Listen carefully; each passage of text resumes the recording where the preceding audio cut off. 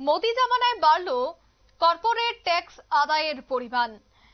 চলতি বছরে corporate tax সংগ্রহ হয়েছে 5,02,000 কোটি। বাড়লো প্রত্যক্ষ কর আদায়ের পরিমাণ। বিস্তারিত জানবো, টেলিফোন লাইনে যুক্ত হয়ে গেছে প্রতিনিধি শেখ মনিরুল। মনিরুল, এই যে মোদি জামানায় কর্পোরেট ট্যাক্সের আদায়ের পরিমাণ অনেকটাই বেড়েছে, সেক্ষেত্রে প্রত্যক্ষ কর আদায়ের পরিমাণও অনেকটা বেড়েছে, তাতে আগামী দিনে কি তার কোনো সুফল বা কুফল রয়েছে? দেখো, জিএসটি সংস্কারের পর যখন বারবার করে বলা হচ্ছিল যে ভারতের রাজকোষে যে ক্ষতি হচ্ছে, সেই রাজকোষের পরিমাণ কিভাবে সামলানো হবে বলে বারবার অর্থনীতিবিদরা কেন্দ্রের উদ্দেশ্যে প্রশ্ন তুলছিল।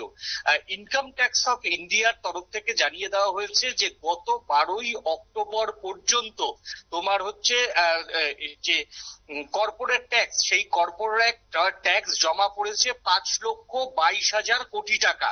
আর গত বছর অর্থাৎ 2024 সালে কর্পোরেট ট্যাক্স এই 12ই অক্টোবর পর্যন্ত জমা পড়েছিল 4,92,000 কোটি টাকা। অর্থাৎ এই বছরে প্রায় 1 লক্ষ এর উপরে কিন্তু 1,000 কোটি টাকার উপর কর্পোরেট ট্যাক্স কেন্দ্রের ঘরে বেশি জমা পড়েছে কিন্তু ইনকাম ট্যাক্স অফ ইন্ডিয়ার পক্ষ থেকে জানানো হয়েছে।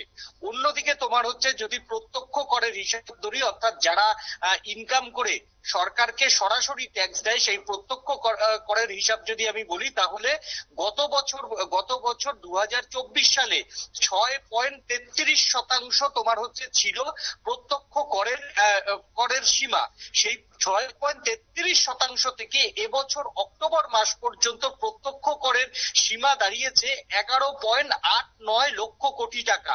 অর্থাৎ একদিকে যেমন কর্পোরেট ট্যাক্স বেড়েছে, অন্যদিকে প্রত্যক্ষ করও কিন্তু কেন্দ্রের ঘরে অনেক বেশি ঢুকেছে, যার ফলে জিএসটি সংস্কার করে যে ক্ষতির মুখে পড়বে ইন্ডিয়া গভর্নমেন্ট, সেটা কিন্তু এই দুই ট্যাক্সের মাধ্যমে পুষিয়ে যাবে এবং সেই ক্ষেত্রে রাজকোষ অনেকটাই বাড়বে বলে মনে করছেন সংশ্লিষ্ট মহল।